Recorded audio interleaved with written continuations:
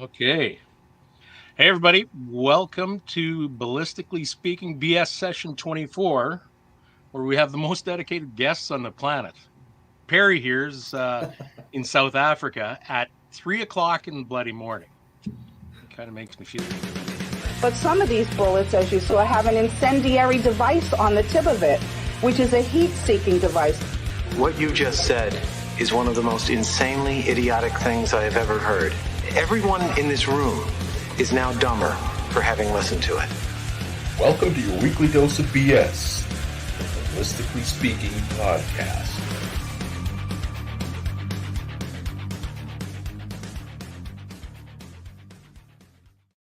I'm rusty. Tell me to shut up without actually telling me to shut up. I was literally sitting here listening to you talk, and my finger just twitched to click the button. Like a moron. I think I ended a show like that one time not long ago. You did. Well, it was a while ago, actually. It was like episode 4 or 5 or something like that. I'm trying to think, but nothing happens. I'm trying to think, but nothing happens. I'm trying to think, but nothing happens. Oh, yeah. I'm trying to think, but nothing happens. Loop.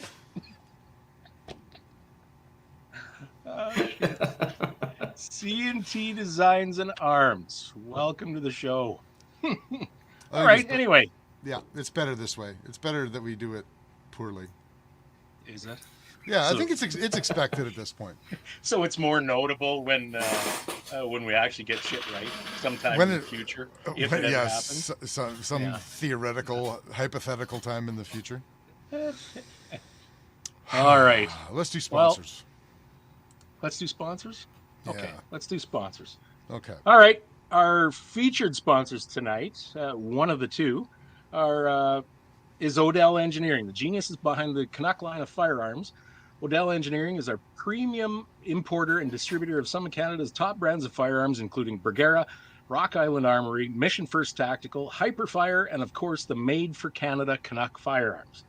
Find their products and supporting dealer at OdellEngineeringLTD.com, on Facebook at Odell Engineering Limited, or walk into your local gun store and tell them Phil sent you. I have not rehearsed that. I noticed. That's okay though. I gotta get that out of my mouth. That's all right. Don't worry about it. I haven't talked to anybody all day. It's a gross statement that I'm not even going to touch. Don't take it further than. I'm not. No, absolutely not. No, thank you. What I was going to say was that my TM22 is in the mail. Excellent. Yeah. What color did you get? Did you get the white one? White. Yeah. Yeah. So I'm gonna do one of two things. When I'm done the review, because I gotta review it stock, because I always review them stock. So when I'm done the review, I'm either gonna get local Phil, not Phil Odell, local Cerakote Phil, to Stormtrooper it, which won't be very difficult. I mean, it's already mostly white and black already anyway. Or I'm gonna get winter camo done on it. Oh, that would be cool. The base coat's already done, right? So, yeah, I think that would be fun. Very interesting. Yeah, I think it'd be awesome. Boone says OD green is king. Yeah, but the handguard is longer on the white model. And wait a minute. I'm in danger of making Aryan statements here. It also has an adjustable buttstock on it. Nobody else wants to touch that one? Okay, let's move on. Moving on. We are also brought to you by Apex Optics. Designed in Canada, built in Japan, Apex Optics are made with premium ED glass, resulting in the best optical system money can buy. The Rival 4-32 competition rifle scope features super positive clicks, a 2-turn indicator, 0 stop, and one of the most thoroughly thought-out reticles in the industry. When you buy Apex, precision comes standard. Find them at apexoptics.co. They're at a trade show right now. What is it? The Precision Precision Rifle Expo in Texas, right? Yeah. They're right next to. I think they're right next to the MDT booth. It was only I could only see a little bit of the booth beside them. But it looked like the perimeter of the MDT logo. But anyway, if anybody's out in Texas right now, and why wouldn't you be? Make sure you check them out. Sounds reasonable to me. Take a drive, Sunday drive. All right. The rest of our amazing sponsors are EM Precision Rifles in Leduc, Alberta, building Canada's finest precision rifles. Commission a build today at emprifles.ca. And Bolt Action Coffee, bringing specialty coffee to the precision shooting world. Order coffee and merchandise at boltactioncoffee.com. Call sign 66. Welcome to the Brotherhood. Book a course with them now at callsign66.ca. And Ribstone Gunsmithing, craftsmanship done right. Contact Oscar at ribstonegunsmithing.ca and breathe life back into any firearm. And if you have an XL750 Dillon press, let him know so that he'll probably buy it from you and sell me his old 650. Smooth. It was smooth, wasn't it? It was. I like it. And finally, we have March Scopes Canada. The Dion Optical Design line of rifle scopes has a scope for all your hunting and shooting needs. Find Doug and Niza at marchscopes.ca.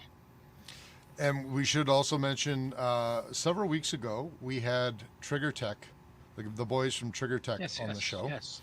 Mm-hmm. And they were telling us about the new AR-15 single stage. Yes. It's now officially released, isn't it? That has been released, yeah. So if anybody is waiting, like heard them talking about it on the show and has been waiting for it, now's your time, Jack. Scoop it up. Yeah.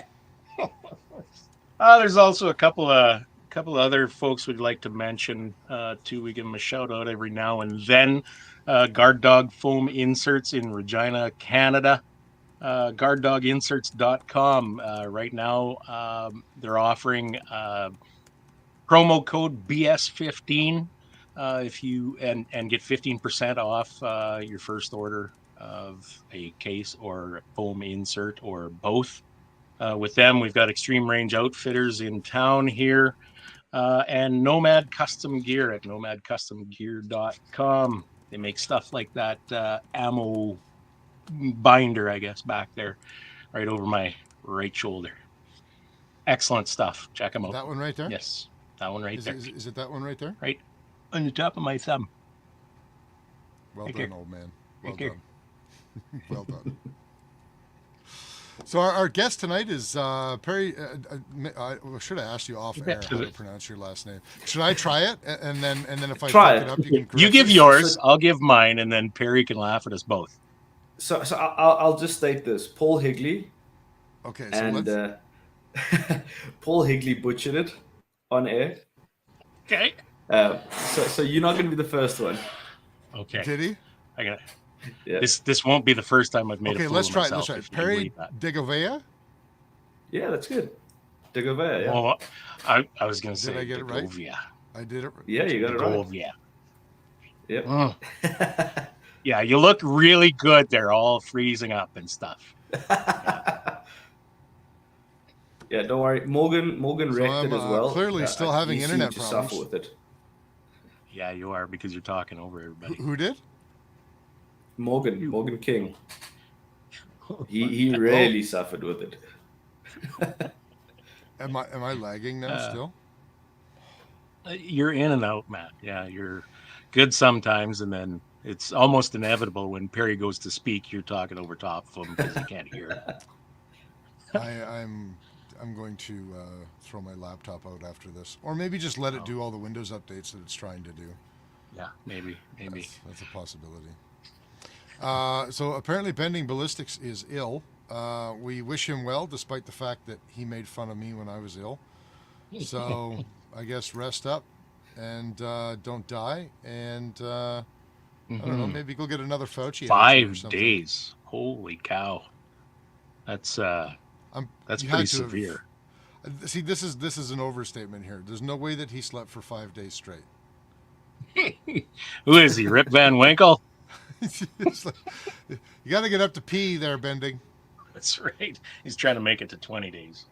Is my audio low again? This will be the second No, episode in a row that my audio was low. Yuke is saying my audio is low. Oh. You turn up your volume, bud. Well, apparently you're just fine. That's interesting. You sound pretty good to us. How do I sound now? Yeah, you're good. You're, I think, at about the same level. Let's just call it good. Let's do that. And yeah. So let's reintroduce our guest. Which one of us was right, by the way? Is it DeGouveia or DeGouveia? DeGouveia. I was right. Yeah. Yeah, fuck you, Rooster. No, I acknowledge that in a very snarky sort of way. I believe I was lagging at the time. Yes. You're just too busy talking over people to really hear anybody else. That's all. So as we mentioned several times in the other times we've introduced Perry on the show so far this evening, Perry is what I don't know, Perry, is what position you have with the South African Precision Rifle Federation. So I'm vice chairman of the South African Precision Rifle Federation, as well as their allocated match director and host for World Champs 2024. World Champs 2024. Tell me about that. So coming off the World Champs that was just hosted in France at the moment, and the success that they had there, we're looking at one-upping it and just commercializing it a little bit more. Going into South Africa, we actually have too many options at the moment. We have coastal, which have got some incredible mountains, incredible scenery, to such an extent that the one venue we're looking at had some movies and a few Netflix series filmed on it. And then we go more north, more inland, and we then get crazy terrain, mountains, insane inclines, 200-300 meter cliff faces, which is other options. And then alternatively, we have another venue where we have a 5-star resort, entertainment, and housing and accommodation for probably 20,000 people. It's a globally rated resort that would be willing to put us up and deal with us for a few days. Really? No kidding. Yeah. So that's it's at the moment, that's what we're trying to pin down is where. That's the front runner. Yeah. Yeah, I can't imagine why that would be. Funny enough, the biggest issue at the moment is just figuring out who will let us store that many guns in one place. Right. Yeah. Yeah. How does that work? Would you guys be allowed to keep your guns in your hotel rooms? So, for the most part, yes. If we go to the one venue where everyone will be isolated to that venue, that's the problem child at the moment, because we're looking at probably in the range of 500-600 rifles for the event, and then it's managing any theft issues, any mishandling of firearms, cleaning of firearms in hotel rooms, because it's essentially a cornered off area of the country where we can just go and have fun. They're saying, well, the liability and the insurance may be a problem, so we need to sort that out. Interesting. Isn't that weird how you guys have to take responsibility for everyone's individual firearm just because you're holding an event, even though it's not technically during the event? Oh, absolutely. And the event runs 5 days, so I wish it was a 2-day match, because then we get in, get out. But 5 days, which I can appreciate. It does split it up a little bit. France was hot. We were 40 degrees. What? No, it was insane in the heat wave. Oh. France gets that hot? It got insane. And we were shooting from 8 in the morning to 7:30 at night. Yeah. And it was still light out. But remember, the French have the siesta time. So there's a 2-hour break in the middle of the day. And French leading do up that? to said break, leading up to said break and coming off said break, we were not moving exceptionally fast. 40 degrees, that's insane. Oh no, it was so hot the screws on my forend were coming loose, and between each stage I had my wife following me with a fix-it stick kit to just keep talking everything down. No kidding. Wow. Yeah, no, it was insane. That's crazy. I just about broke down and went into the fetal position and started blubbering like a child in 31 degrees out at Medicine Hat there last summer. Yeah. It was hot. It was 31 is still hot, though, right? Oh, sorry. is. Our Americans are asking. 40 degrees Celsius is well over 100 Fahrenheit. Right? It is. I don't know how far over 100, but it is 40 degrees Celsius is how many degrees Fahrenheit? Let's find this out for everybody. Just for the Americans, it's 104 degrees Fahrenheit. Oh, is it only? I thought it'd be higher than that. But Yeah, well, it's over 100. Yeah, 104. Oh, it was cooking. The hottest I've ever experienced, thankfully not at any sort of outdoor event, but it was 47 degrees. That sounds like Dubai. That was in Dubai, actually. Yeah. Yeah. Yeah. It was just No, that's gross. insane. Yeah. Yeah. I wasn't happy with that. I can't believe people live in that weather. Well, have you been to Dubai? I have. That's why I know how unpleasant it is. Yeah. Air So it's cons only when very you're outside. prevalent. Yeah. Yes. Yeah. Literally Air every walls building are strong. is overpowered with air conditioning, thankfully. To the point that Yes. it creates smog in the bloody city. Is that right? In that heat, I'll take it. Yeah, for sure. Yeah. Yeah. Stupid lungs. Well, who needs them? Okay, so for those who don't know, because frankly, a lot of us North Americans don't know a whole lot outside of our own countries. So tell us about the South African Precision Rifle Federation, what it does, what it represents, and what you guys do in South Africa. So I think the best way to start is kind of why the IPRF exists, because that kind of leads into where the South African side came in. So a lot of countries, and I'm not sure if Canada has the same issue, but we are regulated sporting bodies. Mm-hmm. And in order for us to get firearms, to motivate firearms, to get government funding, anything like that, we have to be a democratically elected sporting federation and registered federation for that. So that's where IPRF came in. Originally in South Africa, and I believe it was 2016, 2017, Rob Ramsden brought in PRS South Africa. So he met Shannon, they did what they needed to do. We then got PRS in South Africa, and that's where I started shooting. My first match was somewhere around there. And from there, what we found was it was exceptionally difficult to retain membership or validate membership when you were not a registered shooting organization or shooting body. We do have a lot of leeway once you are a registered shooting body. I mean, we have no issue with ARs, pistols, anything like that. Right. But it has to be done legally or as legal as possible because our structures aren't the best at times. But legally, in the sense that you're a registered democratically elected sporting federation that submits their shooter statuses to the government every 3 months. So that would be who's paid up, who's a paid up member, who's So we in South Africa we have a concept called dedicated status, and that is your minimum requirement of attendance to prove that you're a dedicated shooter. Oh. So what happens if what if you can't prove that you're a dedicated shooter? Let's talk about the negatives first. The thing is that it's done automatically through the federation. So they'll track your scores and your attendance. And for example, with a similar shooting sport, you'd attend 3 IPSC matches, for example, and irrelevant club matches or national provincial matches, you'd then achieve your dedicated status. But what happens if a guy like misses a bunch of matches for a particular year and doesn't, do they lose their gun license?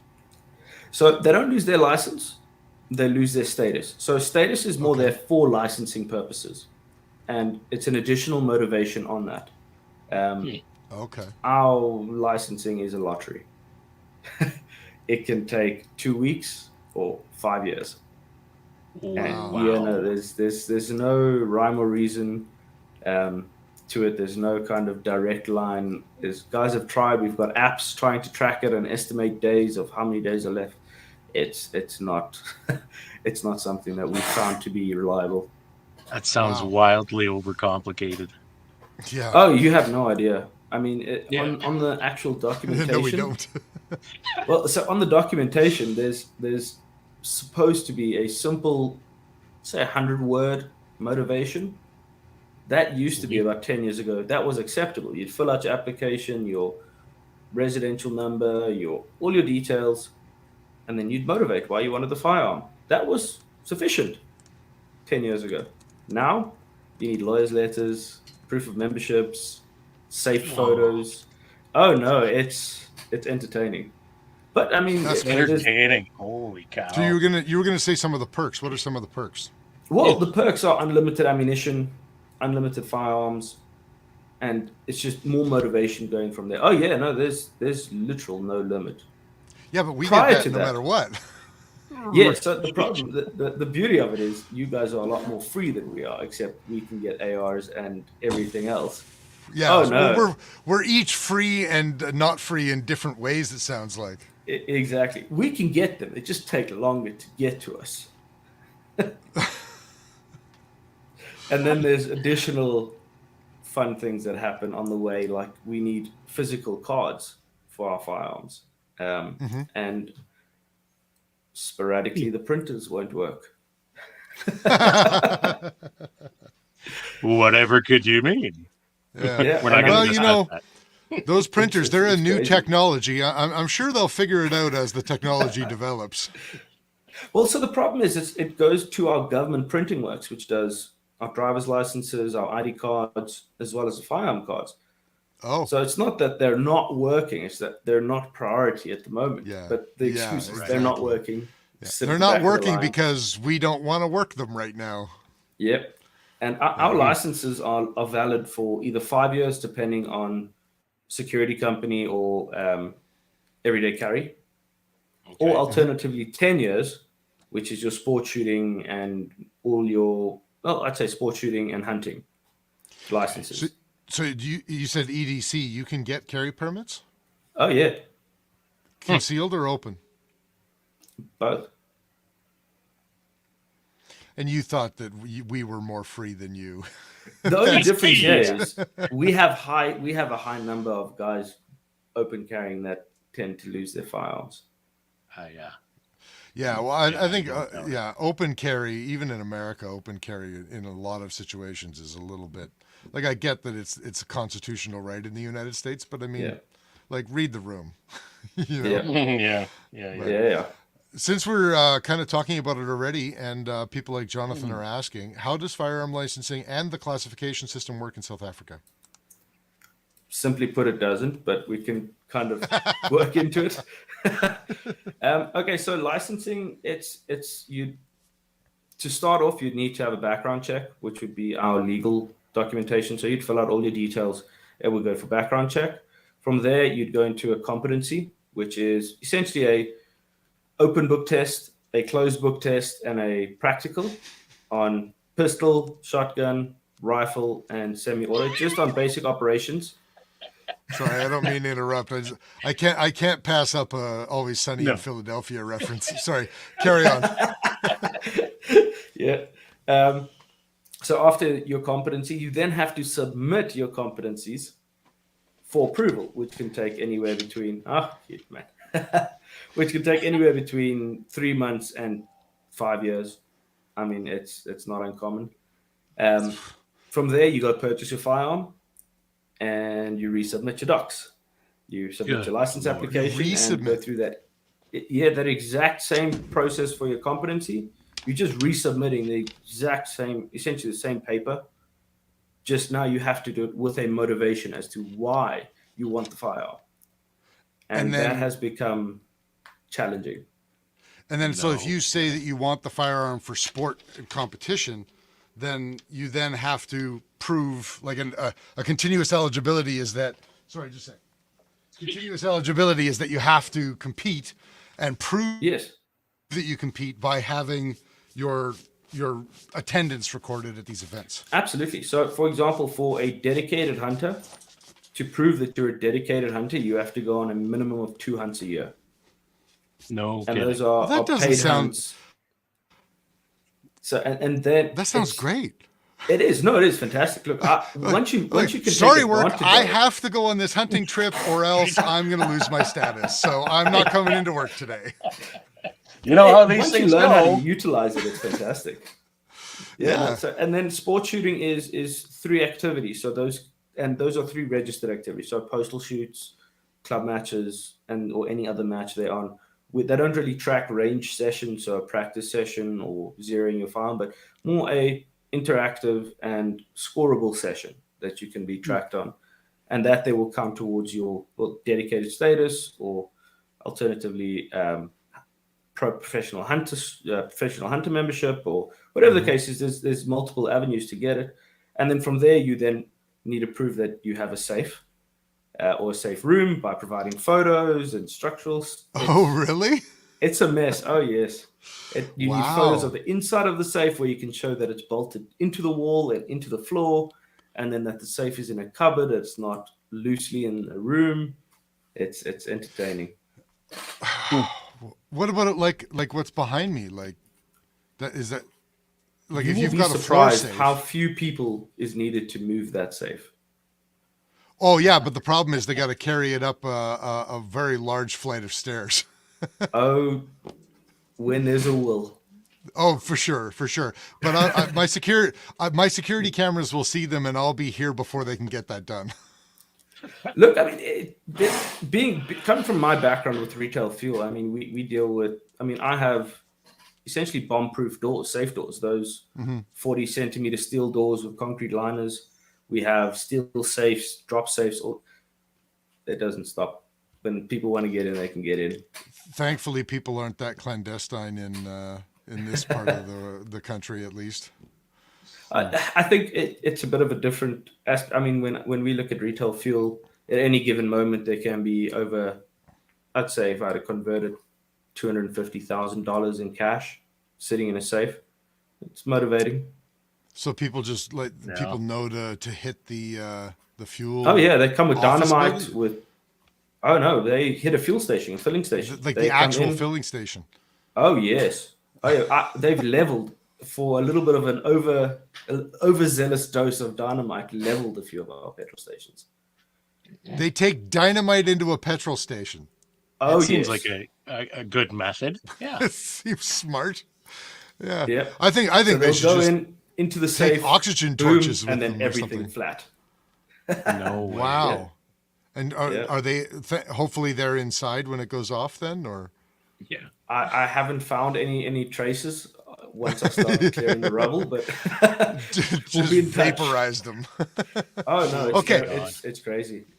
I wanna backtrack just for a quick second, but before I do, Yeah. I'd like to point out that just because I do feel like we're in a pissing contest now, I think that South Africa has it better than us, because basically it sounds like the government will give you, they'll let you have ARs, Whatever. they'll let you have your license. You can get as much ammunition as you want, as many guns as you want, blah, blah, blah, blah, blah. You have to do bullshit like send them your fucking license or your photos of your vault and all that kind of stuff. Okay. But other than that, in return for having a gun license, all you have to do is the things that you want to be doing anyway. Yes.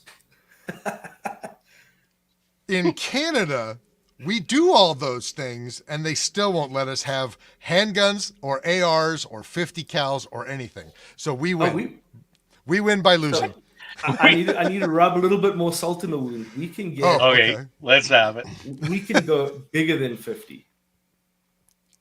Well, it's Africa, right? It says, yeah. So how big can you guys go? Well, let me pull it up quickly. There's a company. Are we in talking South like Africa 20 called millimeter Trevor. or? I was gonna say, Yeah. take my 20 mil out to Yeah. hunt this year. Yeah. No big deal. Just my tank mounted 20 mil recoilless rifle. No big deal.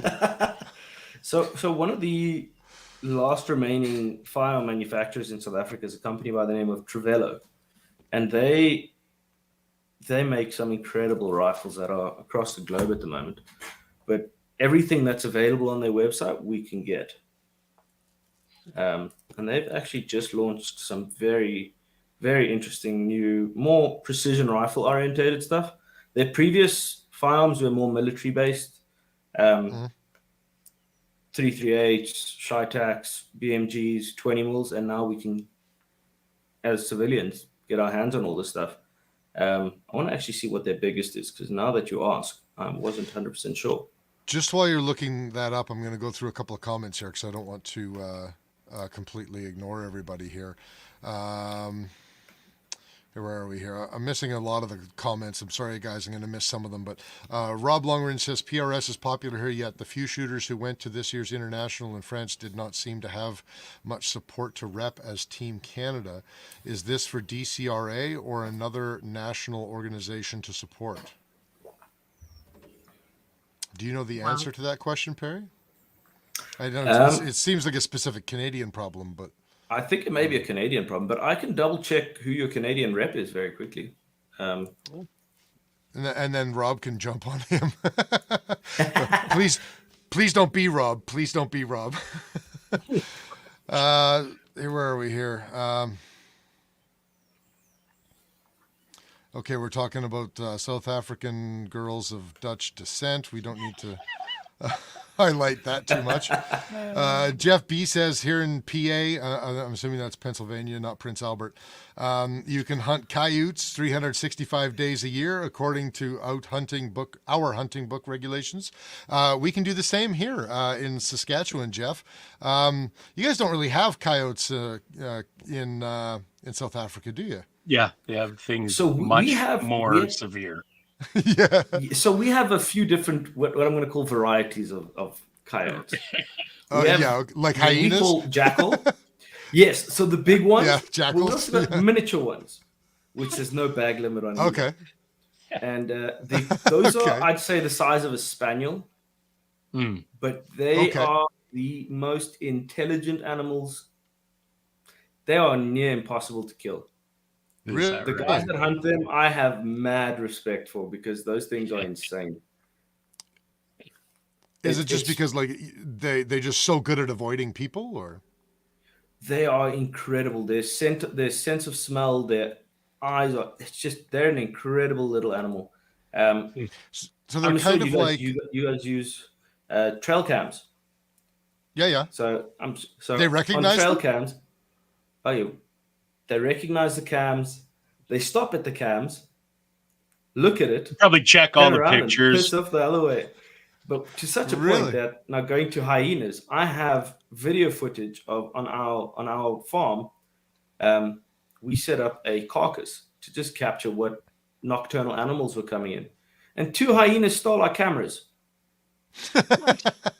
Yeah, because probably pawned them off. We still can't find them. GPS is busted. Everything's broken. But they literally tore the straps off the tree and just wrecked the cameras. So they're kind of like they're kind of like long-necked coyotes on a super soldier serum or something. Yes, very accurate. Okay, you win. Once again, we lose. So hyena, though, there is a bag limit. I believe it's on permit only for hunting. Why which would isn't that difficult to get? Oh, okay. Yeah. Are they not that plentiful down there? It's yes and no. So in your big reserves, they are plentiful. In your private reserves and more hunting orientated reserves, they're not as plentiful. And as much as I kill the bunny huggers by saying this, it is a conservation effort in terms of the entire ecosystem. So instead of removing them and replenishing, we just say, okay, have fun. And when you get too many, we will come and assign new meanings to your lives. Well, we had something similar with the coyotes. I mean, the government was paying a pretty significant dollar for quite a while per pelt with coyotes. Wow. And then when, the population started to wane a little bit, they just stopped paying a whole bunch of money for the pelts. At one time, Rooster, wasn't it like over $100 a pelt? No, I don't think so, Chris. The only thing I remember is some areas I think had a $20 bounty or whatever you want to. Was it only 20? Okay, I think so. I never hunted them, so I don't know for certain, but yeah, I mean $20 a pelt. And how many coyotes do you think Chris and Jeff will down, like from Predator World Hunting? How many will they down in a day? I think a reasonably good day puts them around a dozen or something like that. Like that's a pretty good day of coyote hunting. Yeah. I don't know what they would get as a personal personal goal max for those guys, but somewhere around a dozen, I don't think is terribly uncommon. They go pretty hard, those guys. But so even at $20 a pelt, That's not impressive, too bad. That's impressive. Well, they are using EM precision rifles in Leduc, Alberta. Boy, am I a sponsor whore or what? Hey, gotta pay those bills. They gotta pay the bills. Just that and trophy country calls. Yeah, exactly. Going through the comments again here. So John Burden says, in Belize, you have to go through an application similar to the Canadian PAL, but for each individual firearm and get a license for that exact series. I've heard of other countries that do that as well. So it's the same here for us as well. To such an extent, we can't change barrels. You can't change barrels. So does each component is each component sort of serialized? So on our license, it's barrel. Barrel, receiver, and there's a third one I can't remember. But they want a serial number for each one. And if they're matching serial numbers, you're in shit because you're not gonna. It's more of a mission and more of a challenge to supply them with sufficient motivation in their eyes to change out a rifle barrel. That's why a majority of the South African shooters are shooting BRs and not Creedmoors. Really? No kidding. Wow. Yep. That's insane. So if you do want to swap a barrel, you have to get it serialized and you have to register that you're putting it on this gun? Oh, worse. You have to first license the barrel on your name and then apply to have it built. And then once you have the application for it to be built, you have to apply for them to be joined on the same card. It's like a 5-year process. It's outrageously difficult. So once you have the gun built, you can't use it until you have it applied on the same card? So a lot of guys build guns overseas. So I built a 6BR Curtis. It took like 2.5 years to get here before licensing because I bought it just before COVID, like a genius. Oh, right. That I had built and assembled in the US, landed here as a complete rifle. Okay, but so I was exceptionally cheeky with it though, because there's no import tax on secondhand goods, and I bought a J. Allen in the US, secondhand on Sniper's Hide, and just threw it on to the barreled action, and then brought it in. Perfect. So I didn't have to pay any additional tax on it. But still, so I mean, PRS shooting seems to be a pretty big sport in South Africa. Like, what do people do when they shoot their barrel out? Buy a new rifle. Most guys will, and you know what? Most guys can. You joke. The most popular firearm in PRS at the moment is a Hauer 1500 6.5 Creedmoor. I was gonna say that probably most guys would just say forget the custom rifle option and just buy stock or factory. So I just want to give you guys a reference on how much a barreled action costs in South Africa. It's 500 Canadian dollars. That's nothing. Yeah. How a barreled action. So guys are buying them like they're nothing. I mean, a guy can walk into a store and buy 4 and just submit the applications. Cool. There's like 2 years of shooting. That's craziness. Craziness. I have to make my head around all this shit. I know, right? I got to make a quick correction for you, Kier. He says, we have Excalibur arms, though. The Paladins seem like a pretty nice alternative to the Armalite. He's talking about, he's actually talking about Crusader arms, not Excalibur arms, but that's okay. And the Paladin is the Templar, but we're very, very close. And yeah, it does seem like a nice rifle. And if you want one, they seem very interested in getting the Crusader Arms Templar into the American market. So you guys might have that available to you sometime sooner rather than later. Did we figure out what the largest caliber you can have is, Perry? Oh yeah, it's a 20 mil. It is a 20 mil. You don't say. You cut off there. You have to say it again. Yeah. So you glitched right out. 20 mil. We didn't hear any and like I said, as long as you can you hear me now? Is that clear? Now we can. Yeah. Yeah, you're good. Yeah. So the largest we can get is a 20 mil, and as long as you can motivate it, you can have it. Motivate it means like prove the use. Yeah. So we have collectors That's the one use, and the second one is long range. I mean, we've got ELR ranges here. Jeez, every couple of 100 kilometers is an ELR range where we can shoot out. I mean, my personal range where I host all my matches on, we've got a 1 mile range permanently set up with steel. So guys just come there and motivate. That's what they're gonna do. Shoot one king of one. Yeah. With a damn 20 mil. Well, you'd think that, like, I'd write on my application that I intend to start the King of 15 miles. Sounds good. The world's first civilian artillery competition. Where are we here with these comments here? Pack of coyotes. Man, those Americans love the coyotes. Let me ask you this question, Perry. I think you already said it, but I wasn't paying attention. How do you say that name? Coyote. How do you say that? Coyote. Coyote. Yeah. So I actually say coyote too. Rooster says coyote. Most Saskatchewanians, I think, say coyote. And the Americans, for some reason, absolutely love hearing him say that. Yeah, but you know what? I was born out on the prairie in a coyote den. So that's the difference between you city folks and me. So are you trying to say that they taught you how to say the name? They did. They did. They raised me. By the way, Kurt, it's coyote. Hey, I got it right from the coyote's mouth. Right from the coyote's mouth. Got a question here for you from Bending. Can't the South African police just come into your house and take your firearms if something is messed up by the gun shop? Oh, absolutely. Is that true? Absolutely. Yeah. So, like, paperwork crimes fall on you. So, the gun shop takes no responsibility. They give you a serial number. That's it. The rest is on you. I mean, to such a point, they won't even print out your application, some of them. Some of the gun shops won't even print the application. They're like, bring your papers. You write down your own serial number. Right. Yeah. That's probably... Hey, how'd you do that?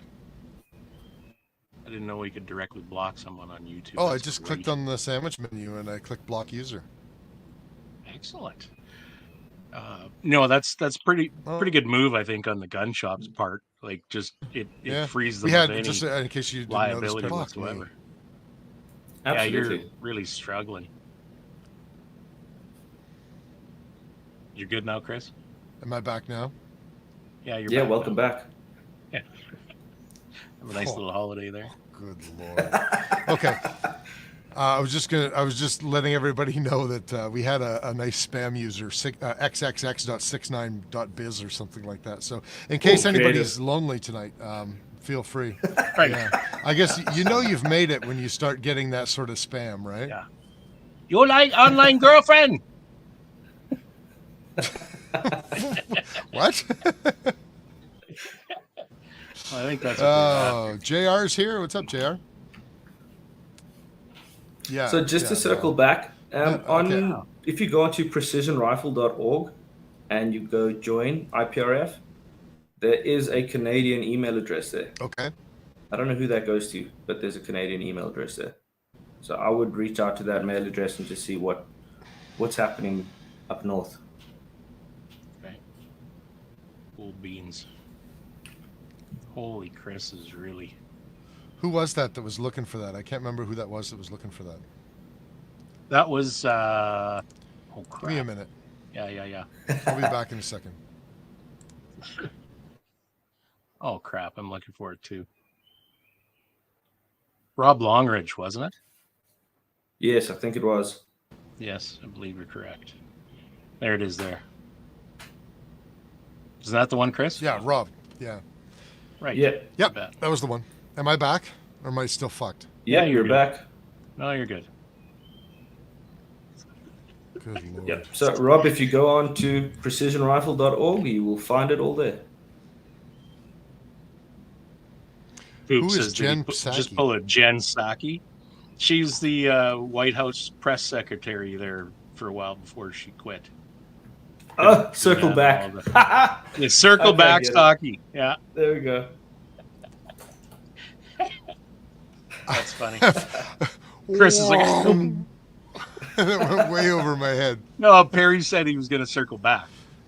Because Jen Psaki in every conference or whatever that Well, let me circle back to that. Let me circle back. Oh, She got the name Circle Back Saki because everything was. She didn't have an answer for her. She couldn't think of some bullshit to spew. Let me circle back to that. so the Canadian country boy and the South African got the reference, but it went way over my head. Great. Hey, you have your strengths too. I feel good about myself right now. JR's like, thanks for joining us, Chris. Yeah. Thanks, JR. It's always nice to see you pile on when people are shit talking me. He's good at that. You know what? I'd like to circle back for a minute and talk about sporting organizations, because something that intrigued me when you first, at the beginning of the show, you were talking about how you guys have to be recognized by the government as an official sports organization. Yes. And basically what you were describing is, yeah, JR. Yeah. Glad to help. He's a humanitarian. What philanthropist? Yeah. What you were describing is very similar to most other amateur sports in our country. So if you want to look at like softball or soccer, or even like my sports like jiu-jitsu, karate, martial arts sort of stuff, that's how they work. So for example, it's regulated provincially, but under federal law. So in our province, just as a quick example, another example of how all of the awesome sports get fucked over by governments the worldwide. We have not had amateur full contact fighting in our province since 2015. Right. Meaning like amateur kickboxing, Muay Thai, MMA, that sort of stuff, because of the federal definition of prize fighting. And under our criminal code, in order for any sort of prize fight to be legal, it has to be sanctioned by a governmentally recognized provincial sport body, and the provincial sport body must be recognized by a national sport body to be recognized by both provincial and federal governments. So ours is the exact same. Yeah, I was going to say, Like it sounds like QT, yeah. identical to regular amateur sports. It almost sounds like the South African government just said, well, what are we going to do about these gun guys? And just said, well, this is how we regulate every other sport. Let's actually recognize this as a sport and just put all of these silly repressive requirements as a sport on them and make them jump through those hoops. Well, they have made it increasingly difficult because they've added regions into it as well. So, I mean, you've got regional and then provincial. And the bigger issue with that is you have to have all your regional structures in place in order to have a full provincial committee and then therefore go international. Okay. You can't have a regional committee in a city for PRS. Right. No. Now, So they tried to screw us on that, but we got them back, so I'm not worried. Well, that's another thing that exists in some other amateur sports in Canada, for example, and it's left up to the province how they wanted to do it. So in let's say Ontario, they went the provincial sport body route. In Alberta, they went the municipal sport body route. So in the city of Calgary, they have their own sports sanctioning body. In the city of Edmonton, in Lethbridge, they have their own regional sport bodies. Yes. Yeah, and I know I don't know why I'm trying to bring other sports into the conversation about guns. Well, but it it just was struck me that related. it was so similar to all of our other amateur sports. Yeah. So, Can you that was imagine getting funding for any shooting sports? Oh man, that would be amazing. Look, I mean, right. we've applied for it at the moment, and I just need to work out what the actual value is. But it's about R500,000. What does that work out to be? Don't worry, it's not that much. I don't know how much it is, and I don't know what the conversion is. It's about 40,000 Canadian dollars, and that government funding, but for iPads, hit indicators, steel, that kind of stuff, more admin-based issues. And That would be awesome. So we try. Would it be awesome though? Yeah. Like, because if you had listen, there's no free lunch, right? If you had government funding for shooting sports in Canada, how much more regulated do you think it would be? Well, here's the thing. As a condition. I think this is the difference between that I'm seeing right now between Canada and South Africa, and I could be completely wrong because I'm absolute. I know very little about Canada, and I know even less about South Africa, and I'm not that intelligent to begin with. But here we go. Canada largely refuses to recognize shooting sports as proper sports, with the exception of Olympic shooting sports. Yes. And even those with the handgun being eroded. Yeah. Exactly. It would, if it's and this is the other thing. Things like the order in council that took away all of our ARs could not have been done if sports like 3-gun that use ARs had been officially recognized as proper shooting sports in this country. Yep. Because the legislation that allows it's not the governor general, the governor or the governor in council or the whatever the hell the person's name is, that in their opinion is not suitable for hunting or sport shooting. If we had recognition from our government that these shooting sports were proper sports, and they were recognized as provincial bodies, recognized as national bodies, then the government would have no choice but to recognize that the AR, which is almost the exclusive platform used for 3-gun, is the suitable rifle for that sport, and therefore it would be expressly illegal for them to have done the order in council. I think we would be better off with more of that kind of regulation instead of. Well, that's what I mean. No. Well, so in order to avoid that, one, we have exceptional firearm lawyers in South Africa that take our police to court on a daily basis.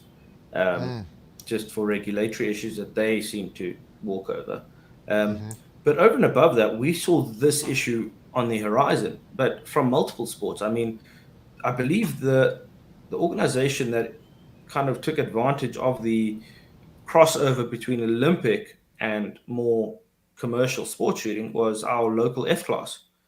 And they then took that same reign and said, okay, we will apply the same sporting and Olympic structures to our organization, and we will then retain the same ability to get funding, the ability to legalize our firearms that we want to use, all that stuff. And they were our pioneers, I believe the pioneers in South Africa that just kicked it off. And from there, they said, well, you can't turn back now, boys. Sorry, you've made your bed. Yeah. See, that I think that recognition from the government as sports, proper sports, would be a double-edged sword. Yes, more regulation, but you can also use it to your advantage sometimes. Oh, absolutely. You can't turn me down now because I'm legally within my right. Yeah, exactly. So yeah, we figured this all out. It's within the sport authority. Boom, done. Yeah. Go fuck yourself. Especially now, there's even less interest in supporting shooting sports in Canada because of those things that would benefit Canadian shooters. That's true. There's no motivation there at all. That's and 100%. They've probably seen through anything like that. And it's just, what we. Well, I think that's why the government. I think that's why the Canadian government. That path. Right. Yeah, I think that's why the Canadian government will never recognize our sports as proper sports for that exact reason. I think that the next time we get a conservative government in there, organizations like the CCFR and the NFA that have registered lobbyists, that's where they should be going. They should be like, look, we need proper. We need to recognize our sport regulatory bodies that already exist. Like JR said, the Shooting Federation of Alberta is a provincially owned and funded organization, and we need to organize it more like that. I think, that's where the IPRF came from, because in order for you to have a sport, you need to have a global body. Yeah. So the same way F-Class has a global body, IPSC has a global body. For precision rifle, in order for us to get funding and to legally execute our rights as shooters of the sport, we needed to form an international body. And then from there, it broke off into, okay, guys, call it what you want, just end it with PRF or have PR in the name. So we are SAPRF, South African Precision Rifle Federation. I believe the US is USPRA. UDPA?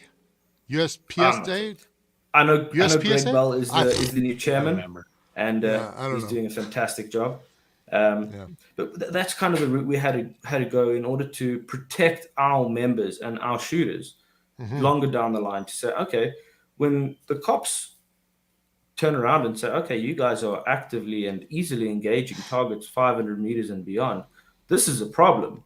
We need to put a stop to this. They can't, because this is a legal organization. And that's the unfortunate part, where I wish we had better rights like the US does in terms of some of the gun rights. But in the same respect, we're safe because we're in our legal rights to compete in the sport that we're currently doing. Well, lately in Canada, it really doesn't matter your status, whether you're an organization or a private or a provincial or regional club or anything like that. It just doesn't matter. With so many other things that have happened in Canada in the last several years, the current government just fucking wipes out whatever they want, regardless of legality, and everybody just takes a bite of that shit sandwich. But could you imagine? Well, that's just the way it goes in Canada. But could you imagine if Stephen Harper, when he was in power, our last Conservative government, if they had recognized all of those sport bodies as sport bodies, and we organized it all and tied it ourselves to the world bodies, the global bodies, like other than the OIC, because that's the only one that is tied right now. And then Trudeau comes in and he can't do any of that stuff, because I think it's an interesting thing to look at. I don't know whether it'll ever happen in Canada. In fact, it probably won't, but it's a very interesting thing to look at, because right now our argument is based on property rights and liberty rights, which we do have those two rights in our country, but they don't expressly mentioned the right to firearms like the Second Amendment in Canada does. And that makes it a very steep uphill battle. It would be very interesting to see what our situation would be like if over the next 5 or 10 years, we started organizing amateur sport bodies. Not that we haven't organized them, but I mean, like, organize them so that they can start lobbying for recognition by the next Conservative government, because it eventually will happen. Well, I mean, the way you win an election is from the ground up. So, I mean, it's the same way that when we're looking at it, when we're looking at lobbying, for example, when we're asking for funding, we're getting all of our clubs to submit how much they need. Sure. And then the document just builds itself. And when you submit it, it's, okay, there's 20 clubs right here that need 100,000 Rand each. There's your money. That's where it's going. Right. Done. That's we're all working towards the same goal. So it makes life so easy. You're just formalizing structures to make this whole process seamless and legal. That's when you're able to get associations to come together to make a motion like that. And that's one of the big problems we have in Canada, that we can't seem to do that aside from F-Class. F-Class has more or less got their shit together across Canada. The Dominion of Canada Rifle Association, right? The DCRA. You know, they're cross country, and they're cohesive, basically. IPSC may be another one that's kind of close to that. It's a fairly big organization, but aside from those two organizations, we're so fractured. It's not even funny. We can't come together as clubs or and until they do, they would never get recognition as amateur sport bodies by the government. Absolutely not. Absolutely not. Rob Longridge here, going back here a little bit. IPSC made a big play in the C21 hearing, Bill C21 hearings, and we're more or less told to give up their hobby, which is exactly right. That's almost word for word. But that's IPSC, which, like, that's represented only as there. IPSC. But that's like That's first of all, IPSC is not recognized by the Canadian government as a sport body the same way that the OIC is, for example, or sorry, the IOC is, for example.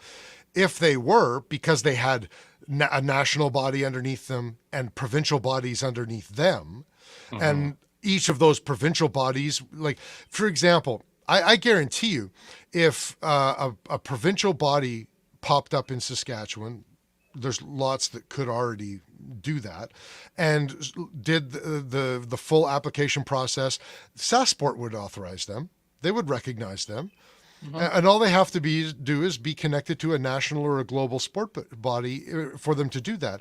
Once you have enough provinces that are recognizing these provincial sport bodies, then the federal government has no choice but to start recognizing them. And that's the difference. But I do agree with you. I don't think there's an appetite in Canada right now in the people that are running a lot of these bodies for that level of organization. And unfortunately, I've seen what happens in this province firsthand. What happens when you don't have that level of organization or appetite within your recognized or what could become recognized sport bodies. That's right. We've got I totally we're using our South African guest for a political commentary on. Oh, I'm loving it. I'm loving it. Let me ask a question. Bending had a question here for you. He wanted to know if there's an age restriction on firearms ownership in South Africa. Okay, so for EDC, it's 21. But for ownership, for hunting, dedicated shooting, as long as, and I'm going to say child because that's what we're going into now, as long as the child has more than made up for their dedicated status and can motivate for the firearm, ultimately it's in the person's hands that approves that application. That I find to be, I mean, I've been licensed since I was 15 years old for a 3-gun pistol. I couldn't carry it everywhere. Yeah, I was not allowed to have it on me as an EDC. Sure. But if a fellow shooting friend of mine wanted to go attend a match, I could, in my capacity, take my firearm with my license card and my ammunition with that person to the range. Okay. So it's more on, as long as you can prove, you can have it. But there's also liabilities tied to it. For example, a lot of children under the age of 21, I'm just going to baseline that, need to have a separate form for essentially who's going to take responsibility if something goes wrong. Right. Yeah. And that is a challenge to get signed. Because if God forbid something happens, yes, the child will be slapped over the wrists. But if you're a gun owner, you're losing your firearms and possibly going to jail as well. Yeah. No kidding. Because that would be seen as negligence. Right. Right. Interesting. So it happens, not common. Just purely because of the risks involved. Right. And I also realized, unfortunately, Bending had to go before I got to that question. So, Bending, when you're listening to the repeat, sorry about that. You'll get the answer on the repeat. This is a question from Jeff, who's one of our American listeners, and he's asking in relation to Canada, but I want to hear an answer in relation to South Africa if there's something similar. So I think what he's asking, he says, how does it differ from the natives compared to Canadian citizens? And I think what he's asking is, like, in terms of like gun rights and stuff like that. There are certain treaties that relate supposedly to hunting. Yeah, right. Yeah, relate to hunting and sustenance and self. What's the word I'm looking for? Subsistence is what self-subsistence. You're looking for. Yeah, there we go. Yes. Yeah. And the government cannot do anything to remove those treaty rights.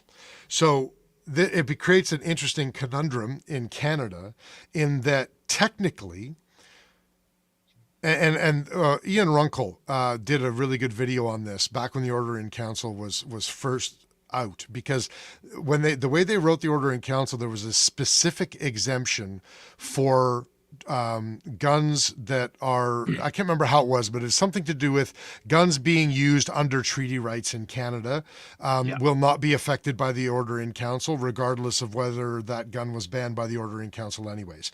So, for example, if there is somebody on a res who is, subsistence hunts, and the only rifle they've got is, let's say, an M14, because that was covered in the Ordering Council, and taking away their M14 will prevent them from subsistence hunting. That tramples on their treaty right, and the government can't do that. Mm-hmm. So technically, they would get to still use their M14 specifically for hunting.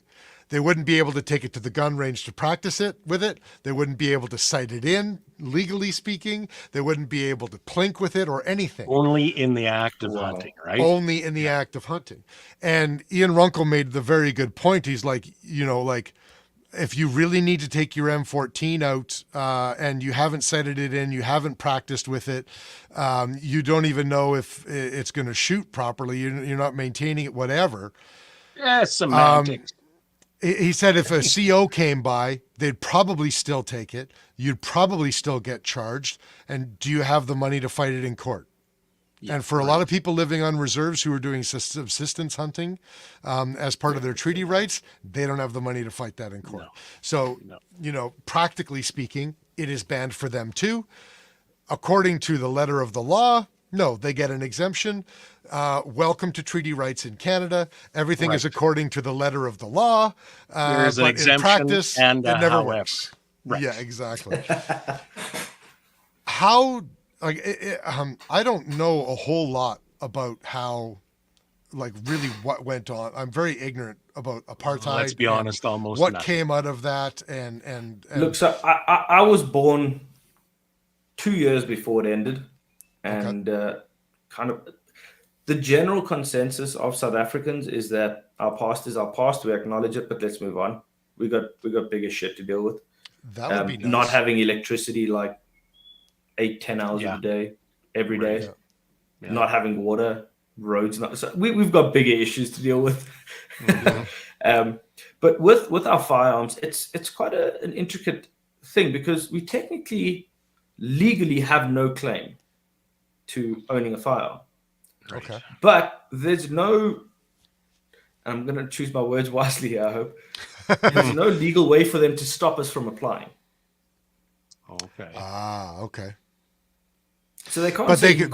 These firearms. They can not print your application for 5 years. Yes. Right. You can apply all you want. Yeah. Right. Granted is a whole other matter. So it's like the southern U.S. in the 1960s. I'm not allowed to stop you from coming into this restaurant anymore, but I can ignore you at your table for 30 minutes, hoping that you'll leave, and then maybe give you the shittiest service that you've ever had in your life. Right. Yes, and in most cases, I lost your application. Right.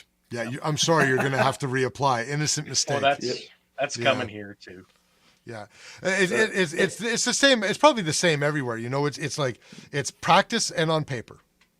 If governments can't do it on paper, then they'll just do it in practice. Yeah. And I mean, I stand under correction on this, but I believe that when the South African Constitution was being drafted, there was a bid for a 2A right. And it was retracted. I don't know why. I don't know the exact details on it, but I did learn recently that there was a bid for 2A rights on it. Interesting. But it was pulled eventually. And I must say, I'm not entirely happy with the system, but it functions. And with our current legal force behind us as South African shooters and gun owners, we are winning an uphill battle. And hence why I say our lawyers, the gun rights lawyers, are daily. They're in court daily, taking the cops on because it's why was the application not seen to for 500 days or 1,500 days, guys? What's happening? Because what's also happened is our lawyers have found loopholes and commitments from the cops, and now they're holding them to it. So, for example, a license is meant to take 90 working days. Right. It very rarely does. I haven't worked for the last 526 days. There we go. So, and the second it breaches that 90 days, there's a lot of firms at the moment that will take your case on pro bono and just to fight the cops. Really? Is that right? Yep. They call them mini class action suits. So like That sounds 20 amazing. firearm owners will go in No and just kidding. put pressure. That, as owner, it sounds like South African laws are very onerous when it comes to gun ownership, but It's really constitutional not that based. bad. Yeah. So they're not that bad. So everything comes back to our constitution. So you may not have the right to bear arms, but you have the right to safety. Mm-hmm. Yes. Oh yeah. Yeah. So you have In ours, you it's have the written right as to protect security of the yourself. person. Yeah. Yes. So, and in order to do that, you can't withhold a tool. Right. And that's where a lot of the basis of our EDC came in, was you Canada can't withhold me from having the best tool in one of the highest crime rates in the world. Yeah. Oh, but your best tool is your local police department. Don't you know that? Well, no, Oh, they don't have we our have- 30 minutes away. Yeah. And let me tell you, in South Africa, we have 5-1, if not 10-1, private security to cops. Yeah. Yeah. I've Really? heard that. Yeah. I didn't know that. That's interesting. It's more on our private security actually get paid better than our police. So a lot of cops will end up going through basic and then going private, and that'll be area management, intervention units, gang units, tracking units. It becomes essentially private armies. Some of Really? these organizations have chiefs, riot control, choppers, armored personnel carriers. They take it very seriously. But it's become a reality here where response time. I mean, if I look at where my mother lives, where there's an organization called CAP, Community Active Patrol, their response time is under a minute to an alarm. Wow. Yep. No kidding. I think the average And, response time in some rural communities here is the phone call you get 2 days later to say, "Do you still need us to follow up on that?" Yes. Yes. I Well, can well, attest. on that, I mean, and this is just more on how South Africans have banded together and found a way. I mean, our farm is in a very rural area. I mean, that's generally where farms are. I don't know why that didn't click, but okay. You're okay. And It sounded great until you outed yourself. but what's been happening of late is because you've got these mass expanses of land, it's very difficult to track people. And what's happening is we have people crossing the borders and they're coming onto these farms and killing the occupants. And it's irrelevant of color, creed, orientation, religion. It's irrelevant. If you own that farm and they're there, they're simply there to kill. And they're at the moment they're called farm murders. And they Really? just come in, they kill everyone. Domestic workers, farm workers, owners, visitors. For no reason. It's not a common thing, but it is something that people have to keep in mind. And the small communities have banded together to make security clusters. Okay, if we hear a gunshot, this is the protocol. If we hear this is the protocol. Okay, who's doing nightly patrols? It's not the cops. It's private security. It's Private the community security. members ensuring that the community is safe, that their people are safe. And this is Interesting. irrelevant of creed, color, orientation, religion, whatever. Right. This is people banding together for the benefit of the community, and it's Now- across the board. Am I wrong in my my thought that South Africa sometimes has some pretty brazen crime? Oh no, And it's it's like pretty rough. serious stuff. Yeah. Oh yeah. So also to take into account, I mean, our highly dense, poor areas have our highest Yeah. crime rates, and also some of our most violent crimes.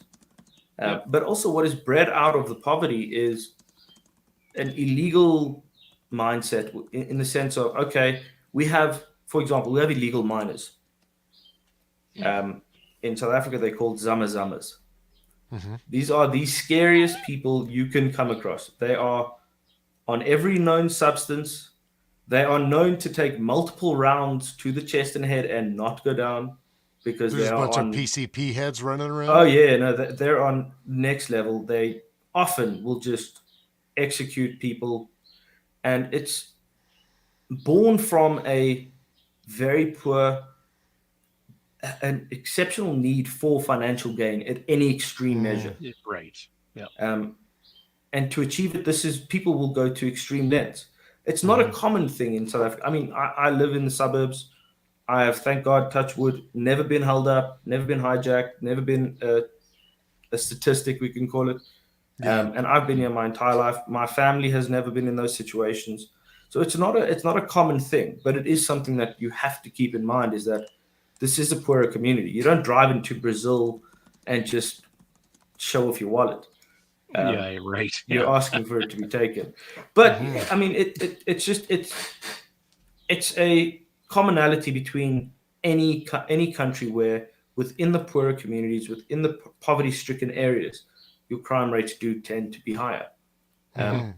In South Africa, that's common what's worldwide. happening. Yeah. So the problem is we border a country that is poverty-stricken, Zimbabwe. Yeah. Right. Yep. And people are crossing the border daily, and they're in a mindset of, if I need to kill, I will kill to survive. Whether it's with a stick, a stone, my hands, a machete, a firearm, irrelevant of what it is. If that's my way to get through today, that's the way we do it. Yeah, exactly. And I mean, those people are brave because they have to face lions crossing borders, and you cannot pay them to face lions. Brave or desperate? Both. I think, I don't know where brave leaves the door. Yeah. Bravery and desperation crossing rivers with hippos and crocodiles. Yeah, they have a direct correlation to each other. Yeah, no, it's. I have respect for the guys that do it, but wow, there's a switch that turned off to be able to do that kind of stuff. I mean, sleeping in in the bush, you can't see your hand in front of your face, and you don't know. 1 minute you hear, the next minute you're in someone's mouth. If it's my time, it's my time. Yep. Yeah. Canada may still have this, I don't know, this international stereotype that, like your carjacker is saying sorry to you as he's pulling you out of the car, sort of thing.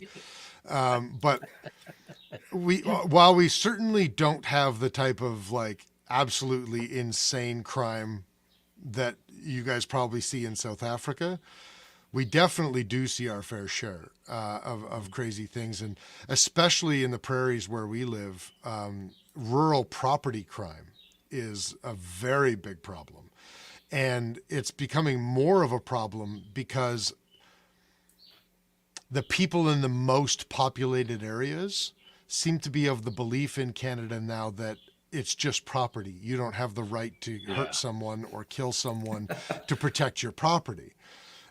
Despite the fact that our self-defense laws explicitly give us the right to act in self-defense of property. So that's interesting because ours don't. Really? Ours don't. But I'll bet you that people don't get prosecuted for it, do they? Oh, they absolutely do. Do they? Well, we get prosecuted for it too. And in fact, we have politicians. We have our ministers of public safety, now former ministers of public safety, who specifically say in news conferences that you do not have the right to self-defense when it comes to your car or your quad or your whatever property. And what then but then actual lawyers have to make YouTube videos and say, actually, yeah, we do. And here it is right here, chapter and verse. Yeah. So our laws focus more on the use of deadly force. Okay. So in the relation, in your legal test that you would do in South Africa, the first example is that a person is breaking into your house, but there's a barricaded fence and a door between the two of you. Can you shoot that person? Yeah. And the answer is no, because there's a wall and a fence between you. If that fence wasn't there and they were unarmed, you still cannot shoot that person. But if they were armed, you can do your thing. So it's more on property versus deadly force, or property versus life. I think that would be the correct comparison. So in South Africa, it's if someone walks onto your property and you cannot prove that they had deadly intentions, you can't do anything. And that's why we have so much private security and such active communities. Is I may not be able to shoot you, but I sure as hell can break your legs. Isn't that crazy?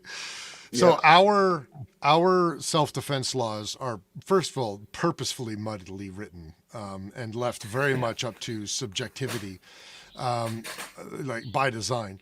But our self-defense laws essentially rotate around the statement that you can use as much force as is necessary to repel the crime or repel your attacker or prevent them from damaging your property or somebody else, et cetera, et cetera, et cetera, and no more force than that.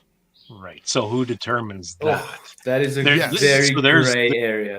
Exactly. Right. Plus, and so more and more prosecutors in this country decide that, like Crown prosecutors, decide that a gun represents such high level of force that in practically no situations are you using only as much force as is necessary if you are using a firearm. So I think the difference in South Africa is with the crime that is so prevalent in the country. And I mean, we have hospitals that people travel from across the globe to come to just because of the absolutely outrageous things that they see. I mean, from people walking, like a pair of people will walk into a hospital, and I know this, my sister-in-law just told me the story. Someone walked into the hospital where she's becoming a doctor at with an axe in his head, followed by a second person that wanted his axe back. Fuck this guy. Give me. Stop, thief! So absolutely outrageous stories. Oh, and God. From that, I don't know what's worse, whether the guy walked in with an axe in his head. Is that like the more crazy part of the story, or that the guy walked in after and wanting his axe back? Who's got bigger balls, the guy with the axe in his head, or the guy walking behind the guy walking with an axe in his head, wanting it back? That's insane. It's crazy. It's absolutely crazy. But it comes down to our Constitution and our lawyers had to make it very clear that lethal force is not a firearm. It's not a knife. Yeah, it's the wielder. It's and that definition put things into perspective. That you can't tell me what deadly force is. You put an MMA fighter against a small child, a petite woman, anything they do is deadly force. Yes. And that actually is considered in our law. Yeah. Gender, size, strength, previous training, that is considered. So instead of it going for how effective or how lethal you are, it was just circumvented and put into one name saying lethal force. And if you are found to have used lethal force, whether you killed the person or not, and it was unjust, oh, you're in big shit. Yeah, for sure. Yeah, for sure. Unbelievable. Self-defense, man. Like, if civilization makes it hard to preserve your own life, it doesn't seem like it's all it's cracked up to be. Yeah. Well, I mean, and that's always why we as South Africans always find a way to overcome an issue, and that was legalizing it from a global body that you can't take it away from us. Yeah. Because I mean, as South Africans, we are very aware of international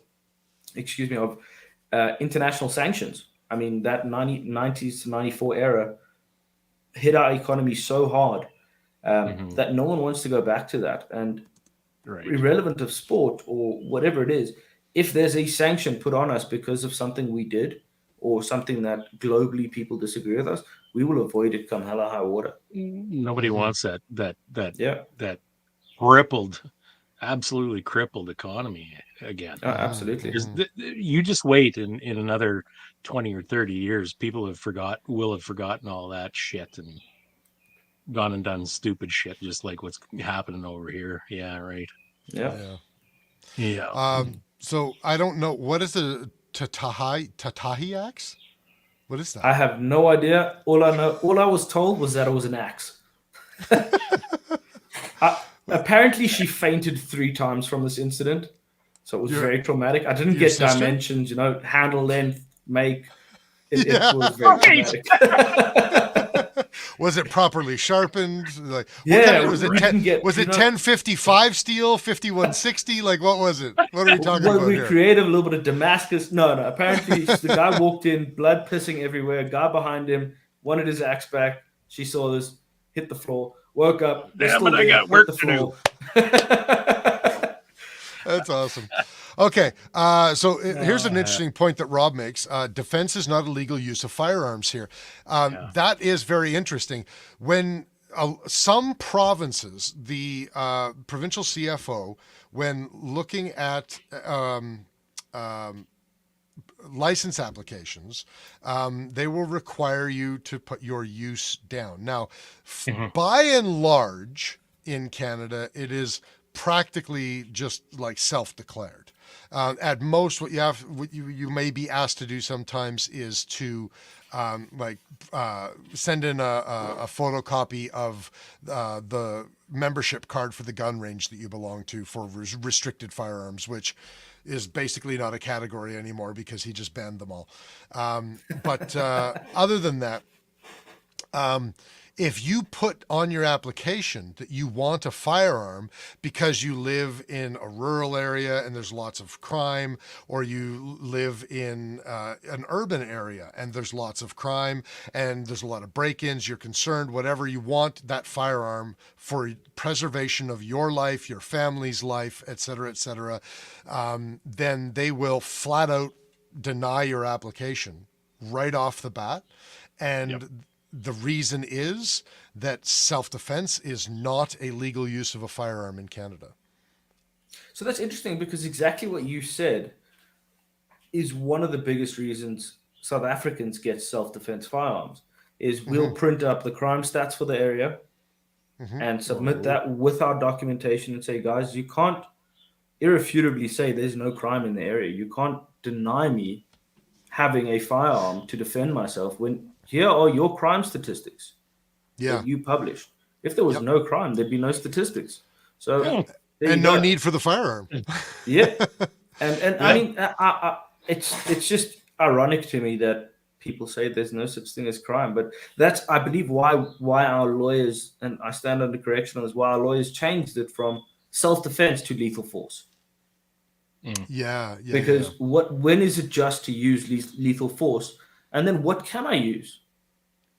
Because the second it changes from I'm defending my life to, or self-defense, to I need to use lethal force to survive, it changes the narrative very quickly. See, the Canadian legislation thinks that it has that covered because it permits lethal force when presented with lethal force. Meaning, if you do not act in lethal force, and this is the other thing, it's all based on how the attacked believes, what their feelings are. So if you're attacking me and I believe that if I do not use lethal force to stop you, that your level of force that you're attacking me with will lead to my grievous bodily harm or death, then I can be permitted to act with lethal force. I wonder how many with that. Yeah. Go ahead. I was just thinking, like, I wonder how many, or how often that's actually considered, truthfully considered in any of these cases where there might be a scenario that arises exactly as you're describing. Here's the crazy thing. And really gone through court that way. Like somebody whacked somebody on the head with a bat because that son of a bitch came in with a gun or whatever and ended up killing the guy. The way but it the way has our the system rooster goes, has it?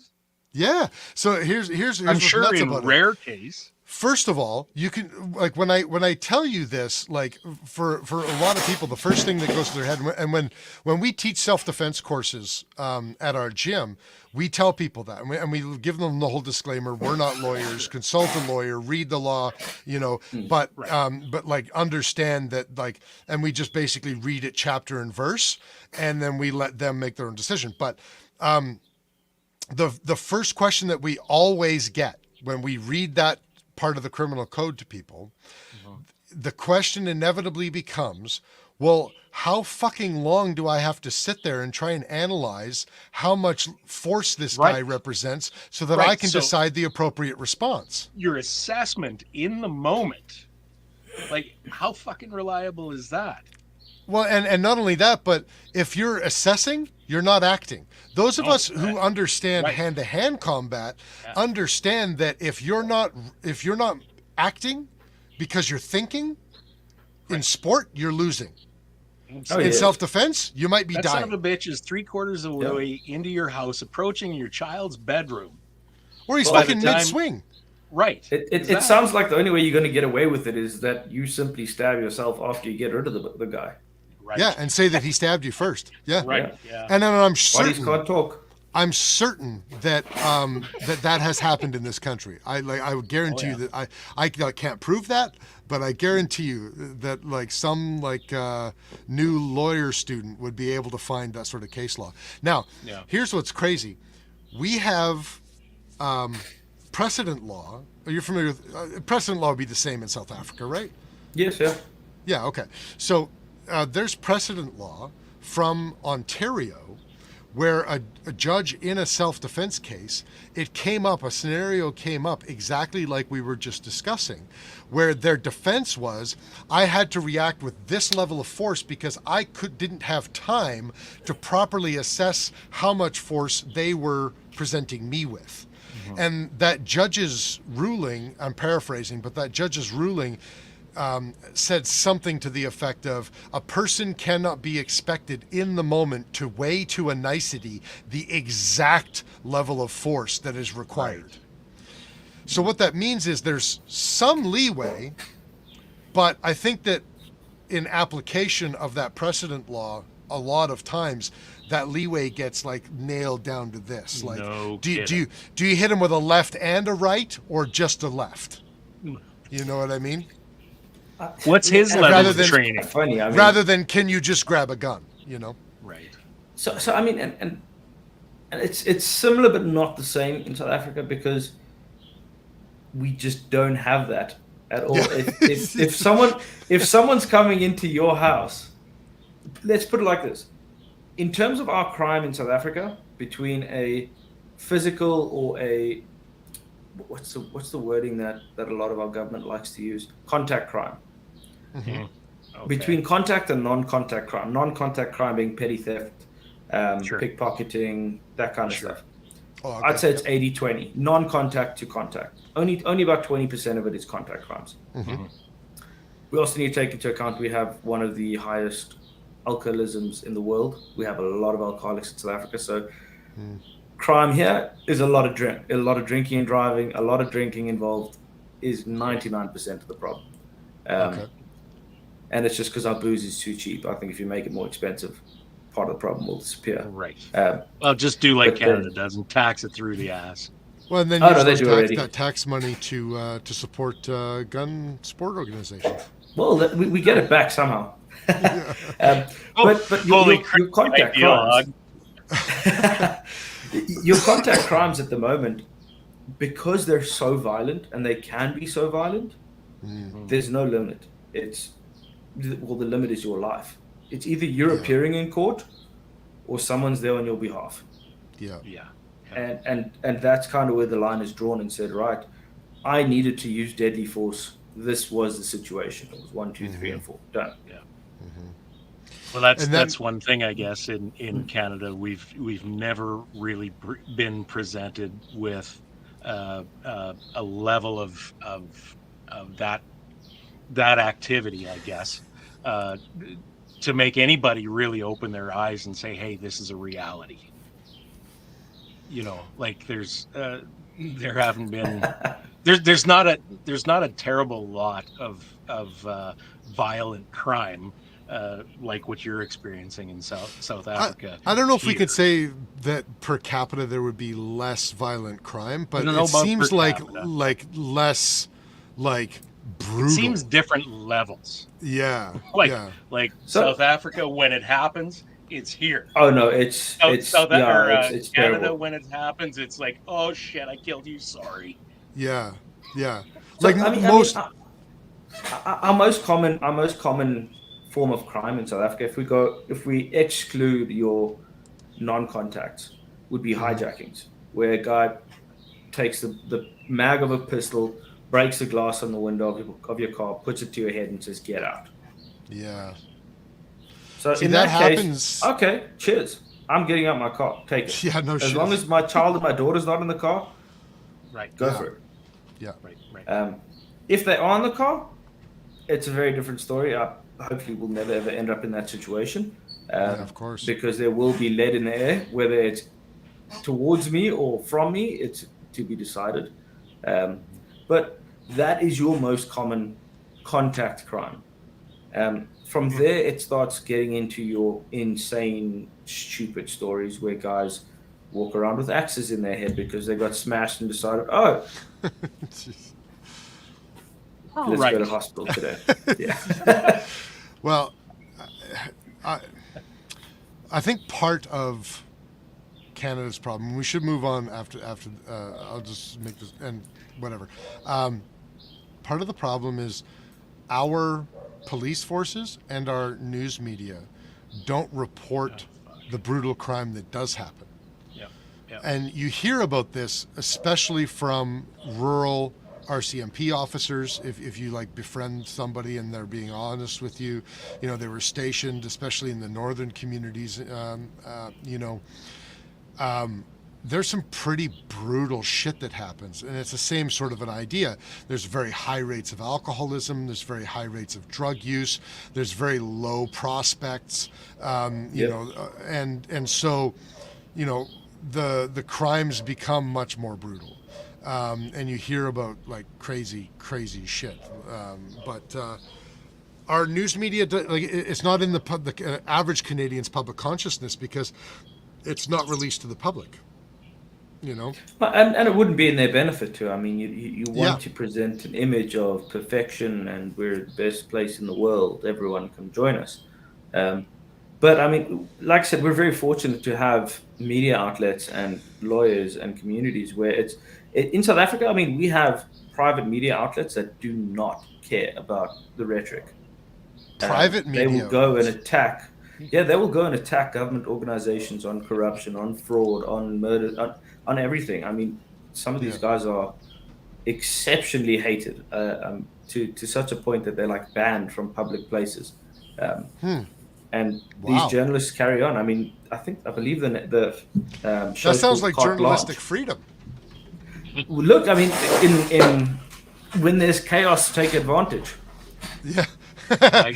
Yeah. Chaos is cash. Yeah. Our government-sponsored media outlets are good at taking advantage of when there's chaos. Amen, man. Yeah. Yeah. So it's just entertaining. When you see CNN has one, and then all the private South Africans have the actual story. Yeah, exactly.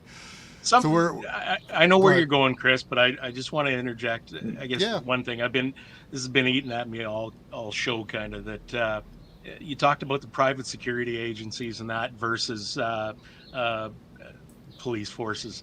Now, are the private security is it more used, more prevalent, I guess? Is it because the government funding for actual police is lacking, or is it just the I guess the real estate that they have to cover, or is it corruption, or? No, it's more on private pays better.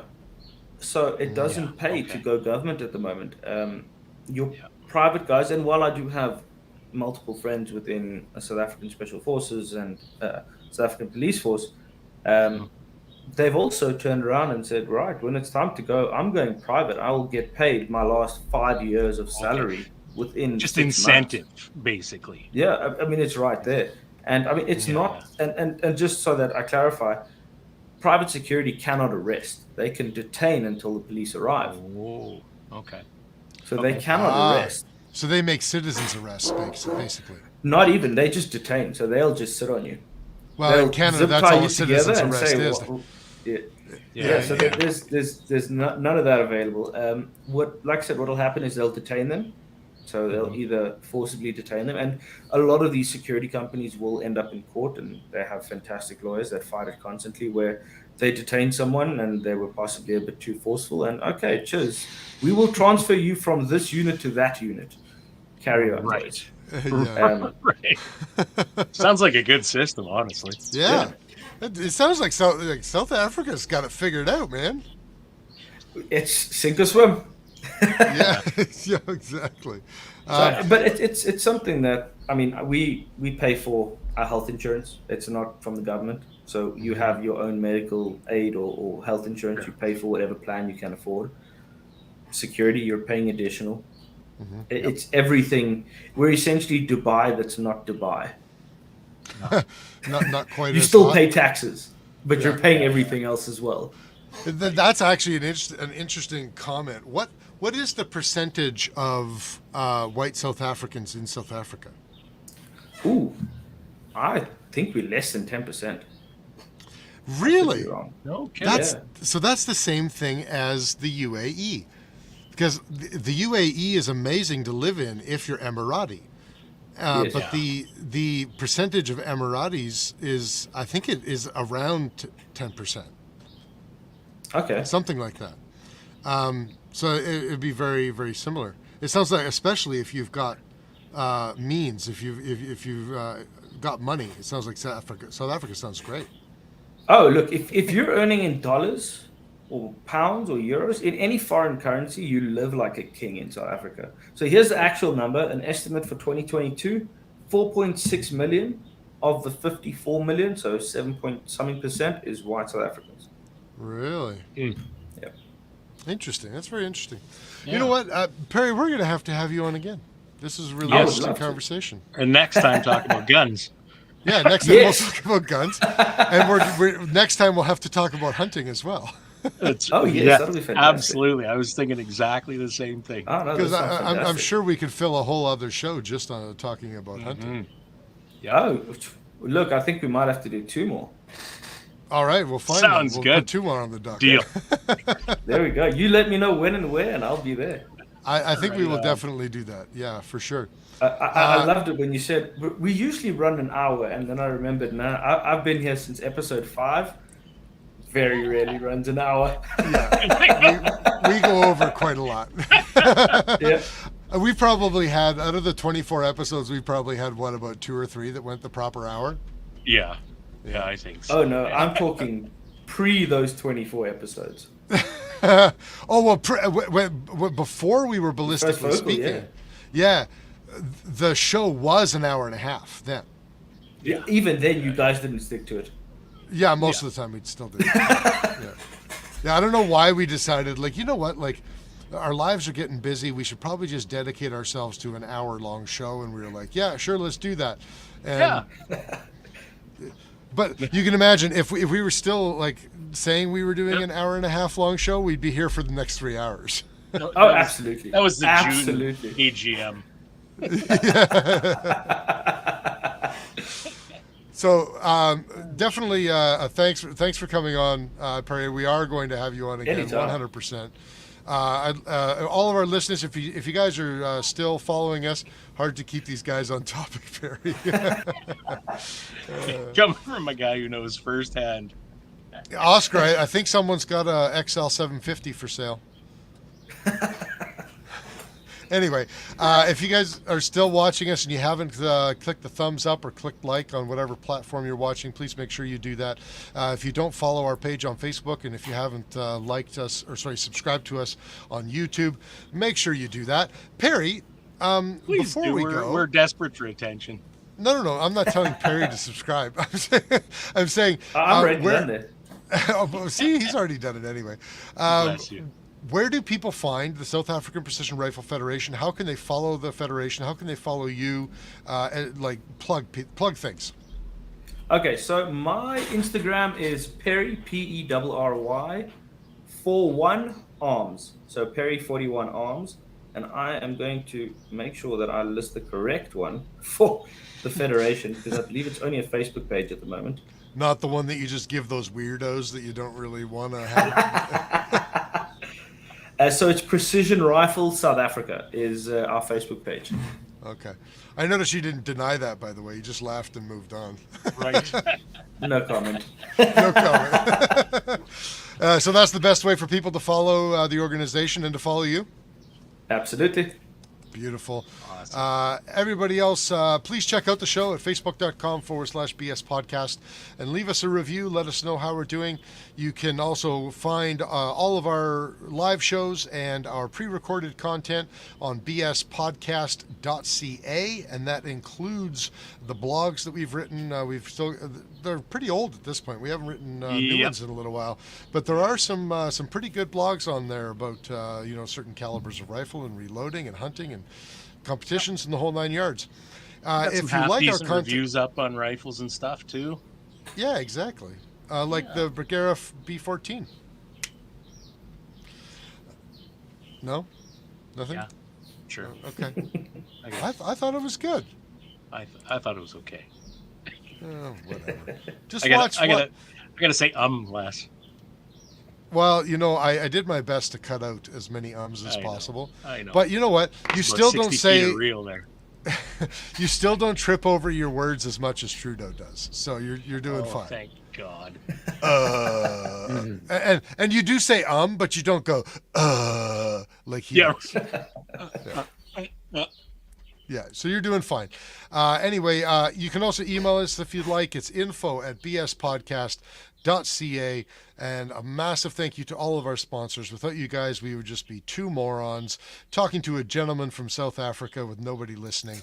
So thank you guys for that. We're talking about Shane and Steve. We're talking about Miles, Carey, and Cappy, Duncan and Rob, Phil, Odell, Doug and Niza, Vanya and Carly, and Oscar, who is in the market for an XL 750 so that I can buy a 650. I'm just going to keep pushing that. That's right. You know what? The reality, I don't know why I'm putting the energy into this. The reality is if he bought a 750, he would just have 3 reloaders and I wouldn't have anything. No, you're right about that. Yeah. It's like, he'd be like, I think I'll just keep this one. The best I can hope for, yeah, he would, for sure. The best I can hope for is if he got like a 2-for deal and right. Like he might split the second one with me. Maybe. But huge thanks to Perry for joining us. It's like almost 5 o'clock in the morning there, I think, isn't it? Yeah, it's 10 to 5. I can literally hear birds chirping out your window. Yes, they are. You know what? I think we did him a favor. He's just going to have a good start to his day. Yeah, absolutely. Fantastic. Yeah, go enjoy your coffee and your everyday carry. It's a good. Thank you very much, guys. Have a good one. I look forward to being on the next one. Absolutely. Stick around, Perry. Don't log off. Absolutely. Yet. We'll do our thing here. Everyone else, we'll see you later. This right here has the ability with a 30 caliber clip to disperse with 30 bullets within half a second. Just when I think you couldn't possibly be any dumber. You're listening to your weekly dose of BS. Ballistically Speaking. The Ballistically Speaking Podcast.